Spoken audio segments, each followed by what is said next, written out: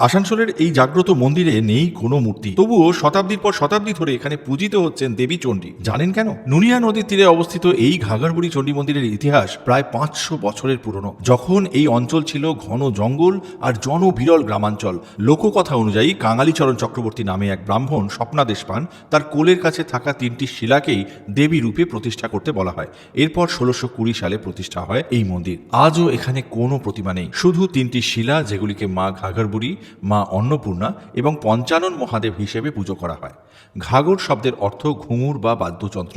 ধারণা করা হয় একসময় নৃত্য গীতের মাধ্যমে এই দেবীর আরাধনা করা হতো। আবার অনেকে মনে করেন নুনিয়া নদীর নাম থেকেই ঘাঘরবুড়ি নামটির উৎপত্তি। প্রতি বছর পয়লা মাঘ এখানে বসে বিশাল মেলা, যা এই প্রাচীন ঐতিহ্যকে আজও জীবন্ত করে রেখেছে। আপনি কি কখনো গেছেন এই মন্দিরে? কমেন্টে আপনার অভিজ্ঞতা জানান আর লিখুন জয় মা ঘাঘরবুড়ি।